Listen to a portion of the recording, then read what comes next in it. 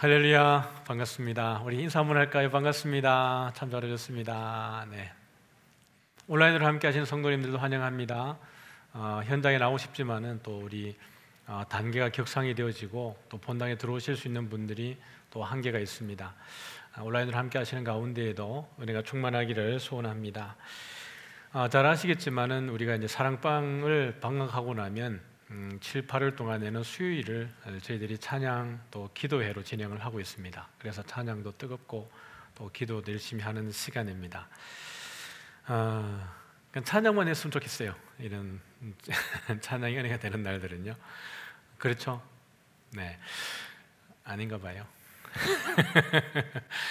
오늘 시간에 우리 찬양을 받으실 하나님 앞에 또 우리 여러분 서로를 격려하고 우리 또 찬양팀을 격려하면서 서로 박수를 하나님께 영광 돌리겠습니다. 감사합니다. 네, 우리 하나님 말씀 보죠. 우리 사사기 15장 1절부터 8절까지 말씀을 교독하겠습니다.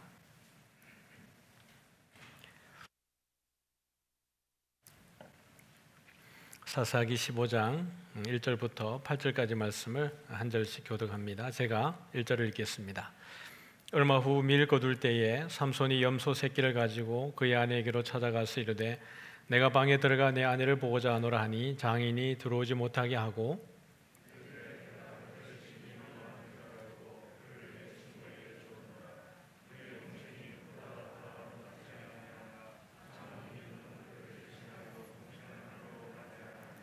삼손이 그들에게 이르되 이번은 내가 블레셋 사람들을 해할지라도 그들에게 대하여 내게 허물이 없을 것이니라 하고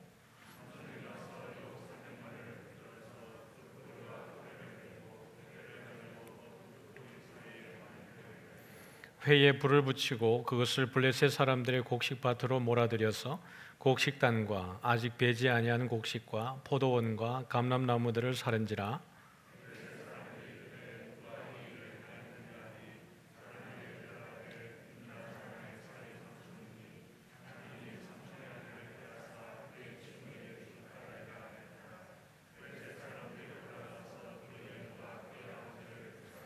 삼손이 그들에게 이르되 너희가 이같이 행하였은즉 내가 너희에게 원수를 갚고야 말리라 하고 블레셋 사람들의 정강이와 넓적다리를 크게 쳐서 죽이고 내려가서 에담 바위 틈에 머물렀더라. 아멘. 네, 우리는 삼손의 이야기를 보고 있습니다. 삼손 그러면 지금 세 번째 보고 있는 거거든요. 다음 주에 한 번 더 삼손을 봐야 되는데 나실인으로 사실은 하나님의 예정하심을 입고 부름을 받았죠. 사사라고 하기에는 지금까지 등장한 사사들과 사뭇 다른 거예요. 지금까지 사사들은 적어도 민족 대 민족으로 싸운 거거든요. 예를 들면 전쟁을 할 때 우리끼리의 연합군도 만들어서 또 다른 민족들과 이렇게 싸우고 그래서 민족을 하나님이 이렇게 처단하고 멸망하는 이런 모습을 보게 되어지는데 삼손은 우리가 스토리를 보면 극히 개인적인 그 원한 관계 속에 있는 것 같습니다. 그래서 오늘도 스토리 보면 그 아내를 이제 찾아갔다가 아내를 그의 친구에게 주는 바람에 연이어서 발생하는 그런 스토리들을 제가 보게 될 겁니다. 그래서 저희들이 이제 14장의 마지막을 보면 좀 애매하게 끝이 났어요. 이게 보니까 이제 그 20절을 보면 삼손의 아내는 삼손의 친구였던 그의 친구에게 준바되었더라.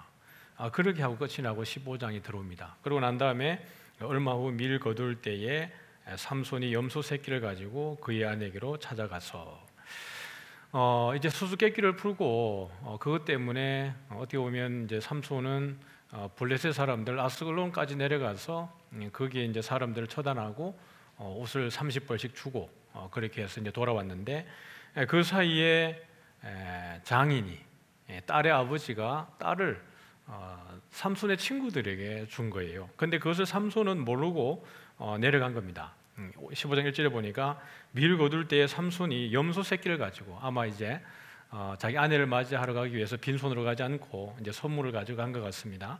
가서 아내에게 들어가려고 했더니 장인이 들어오지 말라는 거예요. 지금 장인 입장이 되게 애매해진 거죠. 왜냐하면 분명히 삼손이 마지막에 다시 자기 고향으로 단지파로 올라갈 때에는 아내에게조차도 분노하는 듯이 느낀 것 같습니다. 그래서 아내 그 장인이 어떻게 했냐 그러니까 2절을 보면 내가 그를 심히 미워하는 줄 알고 어떻게 한 거예요? 그를 내 친구에게 주었다 이렇게 된 거예요. 그러면서 이제 대안으로 그의 여동생이 있으니까 동생에게 들어가서 동생을 너의 아내로 맞이하라 이렇게 된 겁니다. 3절 같이 한번 읽어볼까요? 3절입니다. 시작. 삼손이 그들에게 이르되 이번은 내가 블레셋 사람들을 해할지라도 그들에게 대하여 내게 허물이 없을 것이니라 하고, 삼손이 그 애초에 이제 딥나 여인을 만나러 갈 때에 우리가 14장에서 보았지만은 이것은 그 하나님이 블레셋을 치기 위해서 이미 계획한 것이라고 이야기를 했습니다.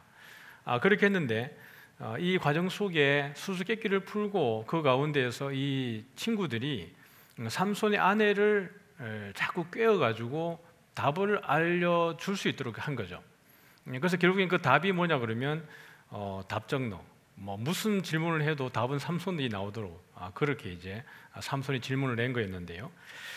지금 내려오니까 이제 아내가 없는 겁니다. 삼손이 화가 많이 났고, 그래서 이제는 이 3절의 내용 속에 이제 심상치 않은 일들이 벌어질 것을 예고하는 것 같죠.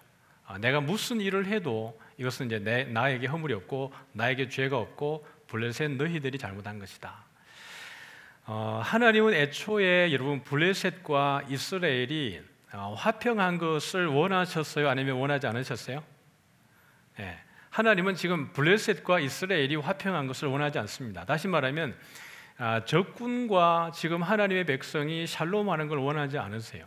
하나님이 원하시는 것은 이스라엘과 하나님과의 샬롬을 원하는 것이지, 지금 어떻게 보면 가나안에서 몰아내야 되는 블레셋과 이게 이스라엘이 화평한 것을 원하지 않는 거예요.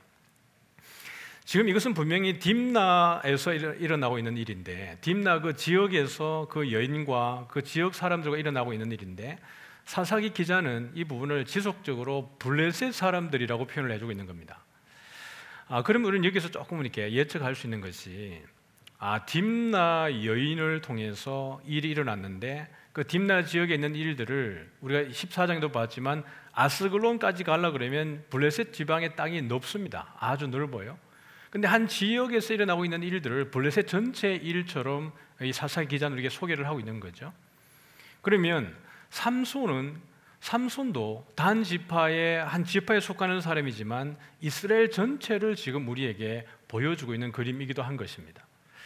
그래서 여러분, 삼손을 하나님이 콜링하셨을 때 나실인으로 불렀고 나실인으로 살아가도록 그 규례를 주셨음에도 불구하고 삼손은 나실인처럼 살아요, 살잖아요? 나실인처럼 살지 않습니다. 가다가 사자를 만나서 죽이고 그 사자 가운데에서 나오는 또 꿀과 또 그게 어떻게 보면 꿀을 먹음으로 인해 가지고 시체에 손을 대게 되는, 나실인이 하지 말아야 될 일들을 하고 있는 거예요. 그러면서 그 어머니 부모님에게도 그 사실을 알려주지 않는단 말이죠. 4절 보면 이제 거기에 대해서 삼손이 화가 나서 어떻게 하고 있는지 4절과 5절 같이 한번 읽어봅니다. 시작. 삼손이 가서 여우 300마리를 붙들어서 그 꼬리와 꼬리를 메고 회를 가지고 그 두 꼬리 사이에 한 회를 달고 회에 불을 붙이고 그것을 블레셋 사람들의 곡식밭으로 몰아들여서 곡식단과 아직 배지 아니한 곡식과 포도원과 감람나무들을 사른지라. 삼손이 어디에서 이런 지혜가 나는지 모르겠지만 지금 여우 몇 마리입니까? 여우 300마리를 붙들었어요. 이거 어떻게 했는지는 잘 모르겠지만 삼손이 여우 300마리를 잡았고 거기에서 꼬리를 서로 묶은 겁니다. 그리고 거기다가 불을 붙여가지고 여우를 풀어버린 거죠. 이것은 예측할 수 없도록 날뛰는 그 모습을 우리는 상상할 수 있습니다. 참 이거 어떻게 보면 되게 잔인한 거죠. 지금으로 말하면 동물학대. 삼손은 그렇게 고발당해가지고 벌금 내야 될지 모르겠어요. 그런데 이 당시에는 지금 중요한 것이 그것보다는 이 여우 300마리를 꼬리를 묶어서 무엇을 목적하고 어떻게 블레셋에다가 큰 해를 입히는지를 볼 필요가 있는데요. 지금 밀 거둘 때라 그랬습니다. 추수할 때인 거예요. 5월달 뭐 이렇게 되겠죠. 5월 말 정도 그때가 될 텐데 어디로 몰아넣으냐 그러면 5절에 보니까 곡식밭으로 몰아들였는데 무엇이 있죠? 곡식단이 있고요. 그럼 이미 곡식을 밀을 이렇게 베가지고 추수하려고 쌓아둔 단들이 있는 그곳으로도 여우들이 뛰어다녔고, 그 다음에 배지 아니한 곡식, 아직 배지 아니한 세워져 있는 자르지 않은 그런 밭으로도 뛰어다니면서 불을 질렀고, 포도원도 들어갔고 감람나무도 들어갔고, 다시 말하면 이 블레셋 땅이 평야가 다 비옥한 것이거든요. 그러니까 지금 이 딥나 지역이라든지 그 지역에 아주 비옥한 땅이었는데 거기를 완전 초토화시켜 버리는 겁니다. 뭘로요? 여우로.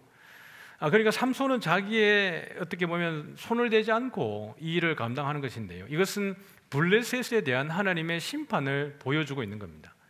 결국 하나님과 이스라엘이 블레셋과 이스라엘이 화평해서는 되지 않는다라는 것을 보여주고 있고, 결국 블레셋은 하나님의 심판을 받아야 될 대상인 거지 삼손과 함께 타협해야 될 대상이 아니라는 거예요.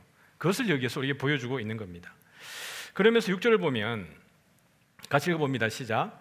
블레셋 사람들이 이르되 누가 이 일을 행하였느냐 하니 사람들이 대답하되 딥나 사람의 사위 삼손이니 장인이 삼손의 아내를 빼앗아 그의 친구에게 준 까닭이라 하였더라.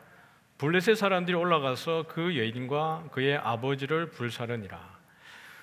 여러분, 그 수수께끼를 내줬을 때에 삼손이 그 친구들에게 수수께끼를 내줬습니다. 일주일의 기한을 줬고 날짜는 이제 다가오게 되는데요, 친구들이 수수께끼를 풀지 못하니까 그 아내에게, 삼손의 아내에게 뭐라고 한 거예요?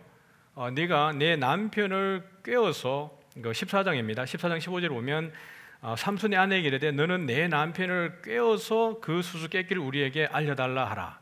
그렇지 아니하면 너와 내 아버지의 집을 불사르리라. 삼손의 아내는 자기의 집과 자기와 자기 아버지의 집이 불사르는 것을 피하기 위해서 뭘 한 거예요? 삼손을 꿰어내어서 답을 받은 겁니다. 그러면 이 삼손의 아내 입장에서 봤을 때 자기와 자기의 아버지의 집이 불사름을 당하면 안 돼요. 그렇죠? 근데 결국 결론은 어떻게 난 거예요? 결론은 그 여인과 그의 아버지의 집이 불사름을 당하는 거예요. 하나님의 계획하심을 피해갈 수 없습니다. 아무리 사람이 그 길을 계획하고 작정하고 피해가려고 해도 하나님이 심판하기로 작정한 그 대상은 그 심판을 피해갈 수 없다라는 이야기예요. 우리가 볼 때는 이것이 그가 이 위기를 모면했고 잘했구나, 그래서 이 여인의 삼손의 아내를 통해서 우리가 정말 구사일생을 했다라고 그 지역에 있는 사람들이, 딥나 사람들이 안심했을 수도 있고, 또 그 여인도, 삼손의 아내도 그렇게 한숨을 내쉬었을 수도 있을지 모르겠습니다. 그러나 그렇지 않은 거예요. 그렇게 했음에도 불구하고 그 여인과 아버지의 짐은 불사름을 당하고 블레셋은 온 곡식밭이 완전히 초토화되어 버리는 하나님의 심판을 당할 수밖에 없는 상황 속에 놓여진 겁니다.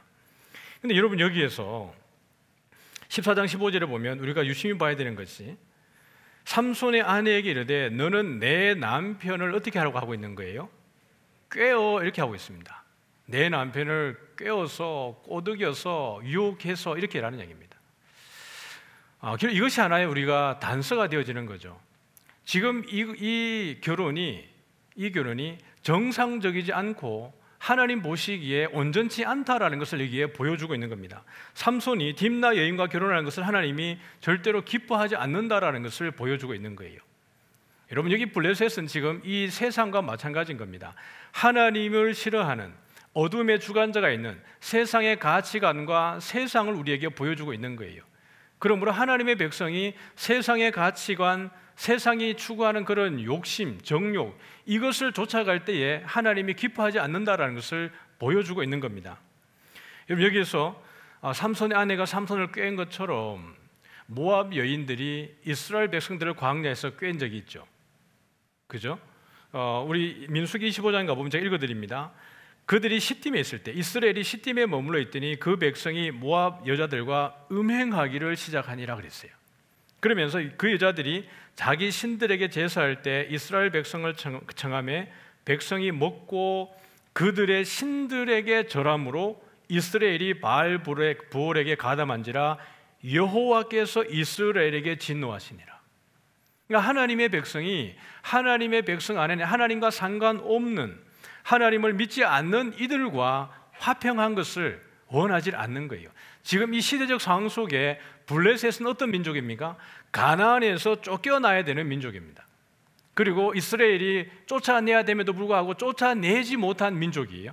근데 그들과 지금 샬롬을 추구하고 있다. 누가요? 삼손이. 삼손은 누구입니까? 이스라엘을 지금 대표하고 있다고요. 이스라엘이 그 쫓아내야 될 대상과 샬롬을 누릴 때에 하나님은 기뻐하지 않고 하나님이 계획하셨던 일들을 그렇게 이루어내고 있는 것을 봅니다. 그런데 재미있는 일이 벌어지는 거죠. 그렇게 블레셋을 심판하고 났으면 어떻게 보면 이제 이스라엘 입장에서는 야, 삼손이 우리의 구원자가 된다, 우리의 사사가 된다라고 삼손을 치켜 세우고 리더십을 세워줄만 한데 뒤에 나오는 모습은 아주 아이러니하게 역설적인 현장으로 연결되어지고 있는 거죠. 우리 9절을 한번 읽어봅니다. 9절과 10절입니다. 시작. 이에 블레셋 사람들이 올라와 유다의 진을 치고 레히에 가득한지라 유다 사람들이 이르되 너희가 어찌하여 올라와서 우리를 치느냐. 그들이 대답하되 우리가 올라온 것은 삼손을 결박하여 그가 우리에게 행한 대로 그에게 행하려 함이로다 하는지라. 여러분, 하나님이 원하시는 것은 여러분 결국에는 내 백성이, 하나님의 백성이 하나님과 화목해 하는 거예요. 예수께서 오셔서 여러분 십자가에 죽으시는 이유도 크게 보면 두 가지예요. 하나님과 우리 사이의 관계의 회복입니다. 우리가 원수되었을 때에, 하나님으로부터 떠나서 원수되었을 때에 하나님은 그 원수된 상황 속에서 아버지와 우리가 화목하고 하나 되기를 원하시기 위해서 십자가에 죽으신 거예요. 그러므로 허물과 죄로 죽었던 우리들을 예수님의 십자가로 다시 자녀 삼아 주시고 회복해 하시는 것이 십자가의 은혜입니다. 그리고 하나님과 우리 사이의 화평만 아니라 우리와 우리 사이의 화평을 위해서도 예수님의 십자가는 유효하고 효력이 있는 것이죠. 그러나 결국은 하나님을 믿지 않는 자, 하나님을 조롱하는 자, 하나님을 대적하는 자들은 마지막에 반드시 그 심판을 피해가지 못한다라는 것이에요. 근데 여기에서 하나님은 삼손은 딥나 여인을 통해서, 이제 다음 주에 보면 들릴라를 통해서도 또 하나의 마지막 사건을 보게 되지만, 삼손은 블레셋과의 관계 속에서 화평을 유지하면 이스라엘 가운데도 평화가 올 줄 생각했는지 모르겠지만 하나님은 그러한 평화를 원하지 않습니다. 어둠의 주관자들과 하나님을 대적하는 자들과의 샬롬을 원하지 않고요, 온전히 우리는 먹든지 마시든지 무엇이든지 우리의 관심은, 우리의 삶은 주만 바라보기를 원하시는 것이 하나님의 본심인 줄 깨달으시기를 바랍니다. 여러분, 지금 블레셋과 이스라엘 관계 사이의 관계를, 불화를 초래하는 것은 누구입니까? 하나님이에요. 하나님이 이 중간에 개입하셔서 블레셋과 삼손 사이의 불화를 만들어내고 계시는 겁니다. 삼손이 내려갈 때 뭘로 가지고 내려간 거예요? 염소 새끼를 가지고 내려간 거예요. 그 의미는 무엇입니까? 아내를 다시 회복하게 되고 딥나와 자기가 어떻게 분노했지만 다시 내려가서 그 관계를 회복할 마음으로 염소를 데리고 내려갔는데, 하나님은 오히려 그 과정 속에 이미 그것이 하나 되지 못함을 설정을 해 놓으신 것이죠. 여러분, 세상에 대해서 사모하는 마음들이 많죠. 세상을 부러워하기도 하고 비교하기도 하고, 내가 예수 믿는 것 때문에 어떻게 보면 손해보는 것 때문에 좀 속상할 때도 있고 그럴 때도 있을 수도 있죠. 그래서 내가 예수 믿는 게 참 잘하는 것인가? 지금 이 시간에 예배 드리는 게 맞는 걸까? 이 시간에 취업 준비를 위해서 공부를 더 하고 학원 가고 내가 뭔가 다른 사람들과 비교했을 때 더 처지지 않는, 열심히 있을 수 있는 현장에 있는 것이 훨씬 나에게 유익한 것이 아닌가라는 마음이 들 수도 있습니다. 그럼에도 불구하고 우리가 이 자리에 있는 것이 하나님 보시기에 기쁨인 줄 믿습니다. 우리가 마음껏 찬양하고 예배하고 기도하는 것이 하나님 보실 때 정말 기뻐하는, 하나님과 우리 사이에 원하시는 샬롬이에요. 이걸 포기하고 이 시간에 이것보다 세상적 가치를 좇기 위해서 더 열심히 달려갈 때에 우리의 성적이 좀 더 오르고 우리가 뭔가 좀 더 마음의 위안을 얻을 수 있을지 모르지만 하나님의 마음은 그렇지 않다라는 거예요. 오직 우리는 주만 바라보기를 원하시는 것이 아버지의 마음이에요. 그런데 11절에 보니까 어떻게 하고 있냐 그러면요, 같이 한번 읽어볼까요? 시작. 유다 사람 3,000명이 에단 바위 틈에 내려가서 삼손에게 이르되 너는 블레셋 사람이 우리를 다스리는 줄을 알지 못하느냐? 내가 어찌하여 우리에게 이같이 행하였느냐 하니 삼손이 그들에게 이르되 그들이 내게 행한 대로 나도 그들에게 행하였노라 하니라. 여러분, 지금 이게 사사기 후반으로 흘러가면서 어떤 지금 분위기의 전환이 일어나고 있는지를 여러분 눈치를 채셔야 되는데요. 사사 초반에 나왔을 때는 그래도 적어도 기드온 때까지는요, 민족 대 민족으로 그들의 대적이 다른 민족이었습니다. 때로는 암몬이 되기도 하고요, 때로는 그 다음에 미디안이 되기도 하고 또 블레셋이 되기도 했습니다. 근데 사사기 후반으로 가면 갈수록 동족 간의 상전이 일어나고 있는 겁니다. 입다 때부터 시작을 해서 입다가 에브라임을 죽입니다. 지금 여기 보면 유다 지파가 누구 죽이겠다고요?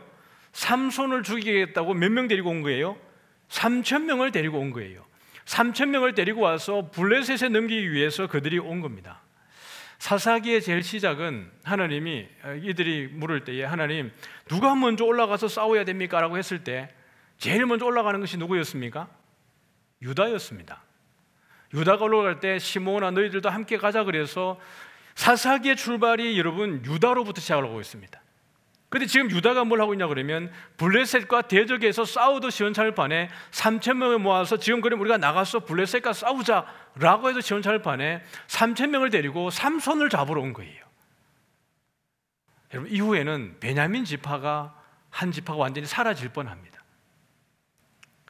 이게 죄의 심각성입니다. 죄가 가지고 있는 가장 무서운 점이 이런 것입니다. 결국 죄는 우리의 적을 외부에서 누구에게로 돌리고 있는 거예요? 적을 내부에게로 끄집어 들어오고 있는 겁니다.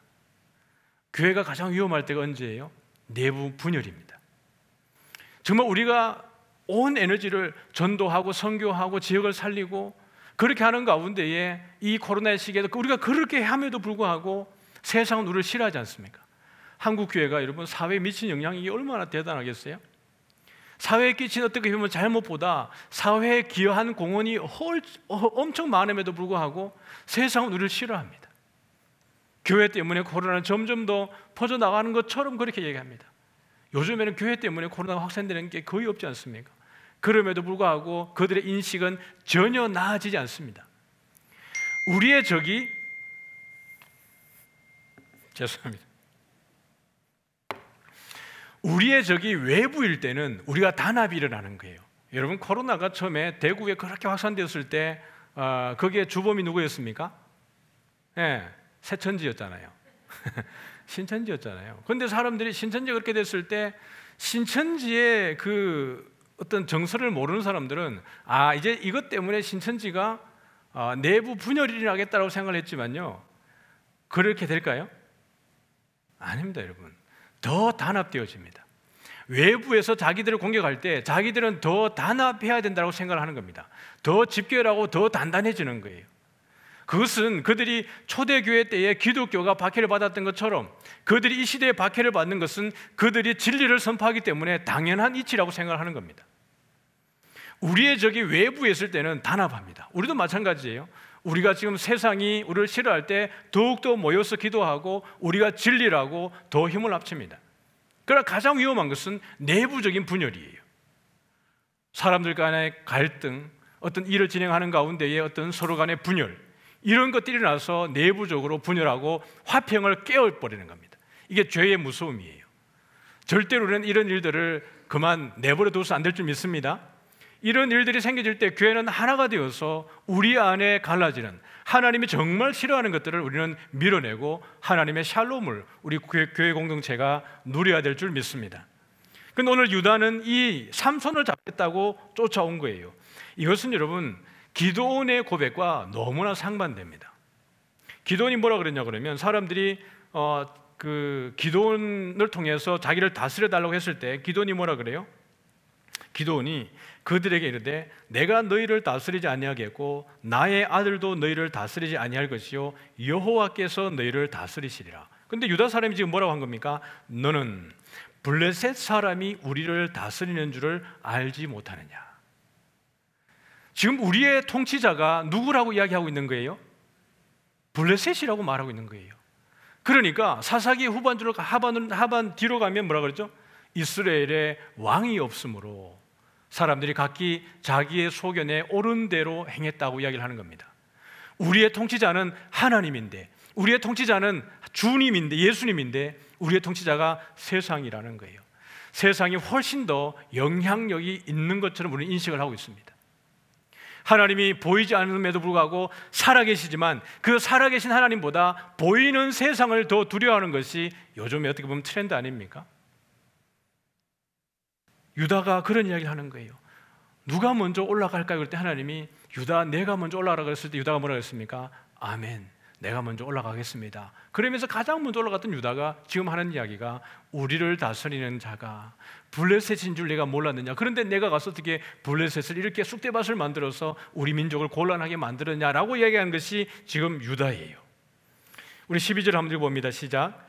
그들이 삼손에게 이르되 우리가 너를 결박하여 블레셋 사람의 손에 넘겨주려고 내려왔노라 하니 삼손이 그들에게 이르되 너희가 나를 치지 아니하겠다고 내게 맹세하라 하며. 참 슬픈 일이에요. 삼손도 내동족에게는 죽고 싶지 않은 거예요. 이건 유다가 만약에 여러분 삼손을 쳤다 그러면 이건 민족적으로 하나님 앞에 참 이렇게 회복할 수 없는 상처를 안게 되는 거예요.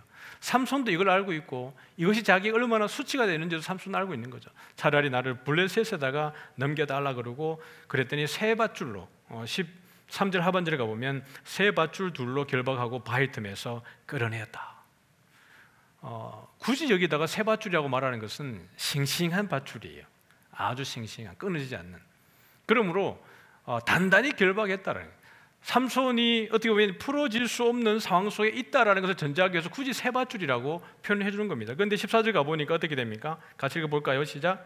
삼손이 레히의 이름에 블레셋 사람들이 그에게 마주 나가며 소리 지를 때에 여호와의 영이 삼손에게 갑자기 임하매 그의 팔 위의 밧줄이 불탄 삼과 같이 그의 결박되었던 손에서 떨어진지라. 여러분 사자를 잡은 것도요, 여호와의 영이 임하니까 어린 사자를 잡은 거예요. 여기도 보면 세 밧줄 둘을 가지고 묶어서 나갔는데 블레셋 사람들이 소리 지르면서 삼손을 죽이겠다고 달려들 때에 여호와의 영이 삼손에게 갑자기 임하니까 그의 팔 위에서 밧줄이 뭐가 된 거예요? 불탄 삼과 같이 쉽게 끊어진 거예요. 이건 삼손의 힘이 아닙니다. 하나님이 임하니까, 하나님의 영이 임하니까 이렇게 됐다라는 거예요. 그러면 여기에서 보여주는 건 그거예요. 하나님은 삼손을 버렸다 안 버렸다? 삼손을 버리지 않았다는 얘기예요.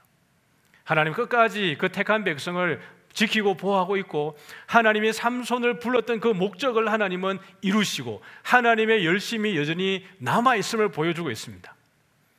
오늘 우리 가운데에도 내가 홀로 싸우는 것 같아도 절대로 홀로 싸우는 것이 아닌 줄 믿으시길 바랍니다. 성령 하나님께서 우리 안에 내주하고 계셔서 우리를 지켜 보호하고 계신 줄 믿으시길 바랍니다. 하나님, 나는 외롭습니다. 왜 나에게 이런 일이? 라고 말할지 모르지만은 하나님은 우리를 한 번도 외면한 적이 없는 줄 믿으시길 바랍니다. 하나님은 살아계시고 나를 향하신 하나님의 열심은 여전히 나를 중심으로 움직이는 줄 믿으시길 바랍니다. 이게 삼손의 힘이 아니에요. 여러분이 어떻게 보면 인생을 성공하고 지금 계시는 자리에까지 오시기까지 자수성가했다 하시는 분이 있을지 모르겠는데요, 그런 일은 없어요. 자수성가는 없습니다. 모든 것이 일반 은총 가운데 있지만요, 그럼에도 불구하고 이것이 모든 것이 하나님의 은혜예요. 하나님의 은혜가 없이는 되어진 것이 아무것도 우리 가운데 없는 거예요. 지금까지 자수성가했다고 말하는 사람들은 앞으로도 자수성가를 이야기할 겁니다. 내 부모님이 내게 해준 것 아무것도 없어도 내가 열심히 일해가지고 지금까지 왔습니다. 그렇게 말하는 것은 하나님을 뒤로 져버리는 거예요. 삼손이 뭐라 그래요? 삼손 오늘 16절 가보면 이렇게 얘기합니다. 같이 읽어볼까요? 시작. 이르되 나귀의 특뼈로 한 더미 두 더미를 쌓았으며 나귀의 특뼈로 내가 1000명을 죽였도다. 15절에 그렇게 이야기했거든요. 삼손이 나귀의 새 특뼈를 보고 손을 내밀어 집어들고 그것을 1000명을 죽이고. 여러분, 나시리는 죽이면 안 되잖아요. 나시리는 죽이는 사람이 아닙니다. 나시리는 살리는 사람인데 지금 삼손은 이 나귀 특뼈로 새 특뼈로 1000명을 죽였어요.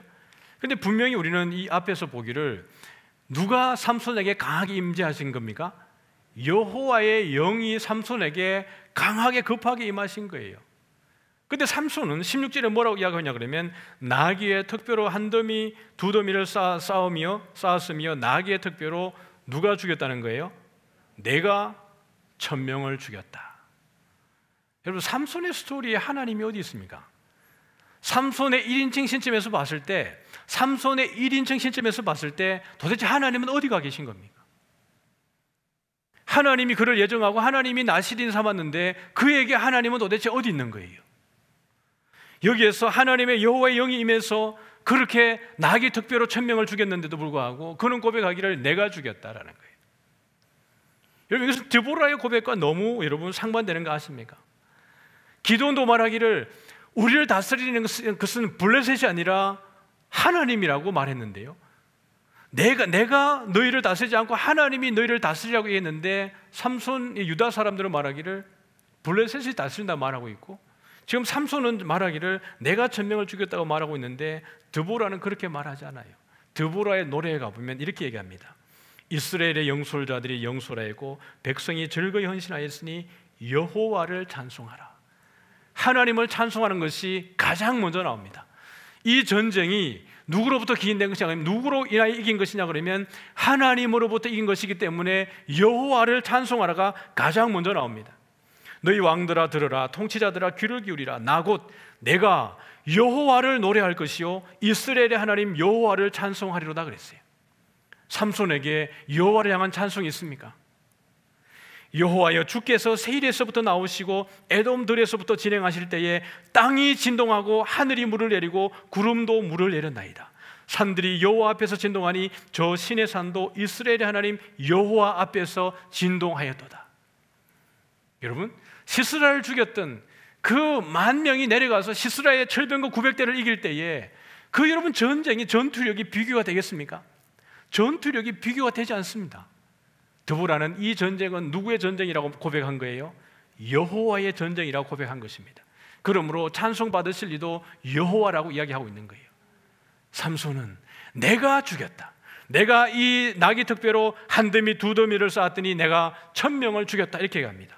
그런데 여러분 그 이후에를 보십시오. 18절을 보면 시작. 삼손이 여호와께 부르짖어 이르되 주께서 종의 손을 통하여 이 큰 구원을 베푸셨사오나 내가 이제 목말라 죽어서 할례 받지 못한 자들의 손에 떨어지겠나이다 하니. 여러분, 그렇게 1000명을 한 더미 두 더미 쌓아서 1000명을 죽였는데 그 결과가 무엇입니까? 삼손이 심히 목말라. 내가 주체가 될 때 일어나는 현상입니다. 내가 주체가 되고 내가 주인이 되어질 때 이런 기갈이 오게 되어지는 거예요. 그래서 여호와께 부르짖습니다. 이때야 비로소 삼손이 여호와께 처음으로 부르짖습니다.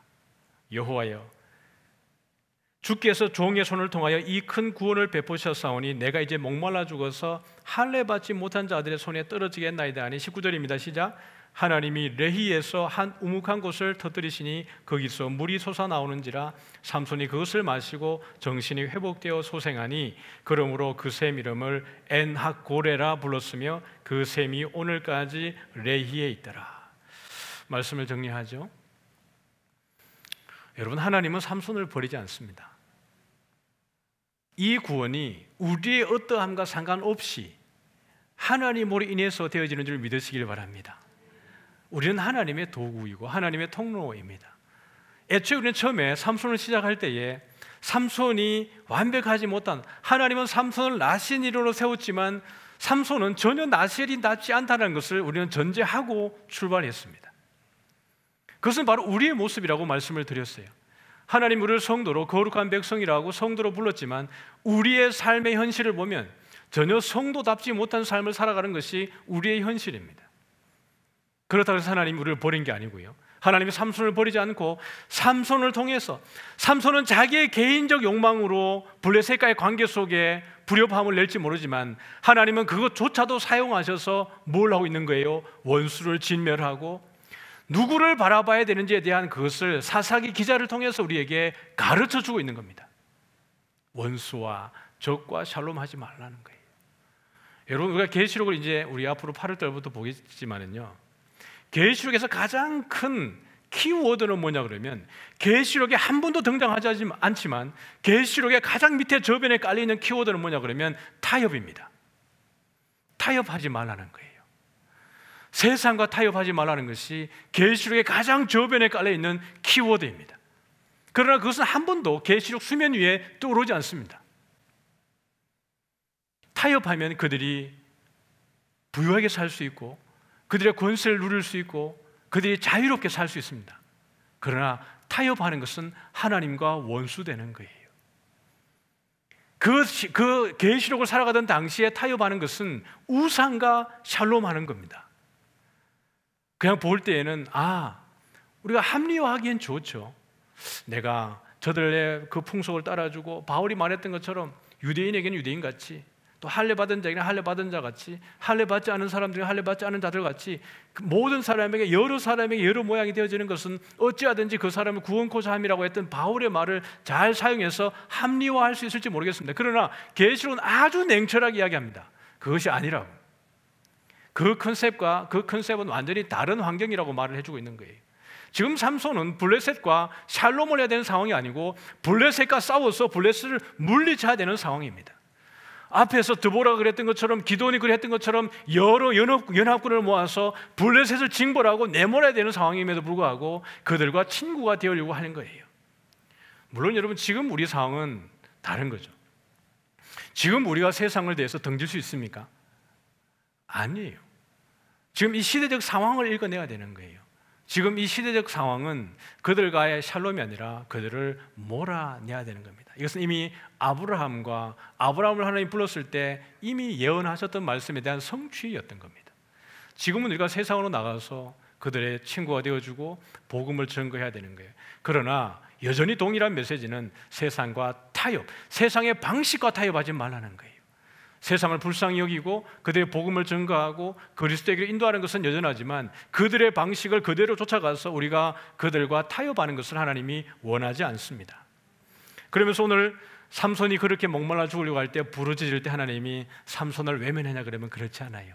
하나님이 오목한 곳에다가 어떻게 합니까? 샘을 내셔서 터뜨리고 거기서 물이 나오게 하고 삼손을 마시게 하는 겁니다. 삼손이 처음에 딥나 여인을 사랑해서 아내를 맞이하려고 할 때에 그 부모가 뭐라 그랬습니까? 아니, 이 민족에게 여인이 없어서 너는 할례받지 못한 백성에게 내려가서 여인을 취하려고 하느냐라고 얘기했습니다. 그럼에도 불구하고 삼손은 내려가서 할례받지 못한 자의 자녀를 데리고 결혼하려고 했던 거예요.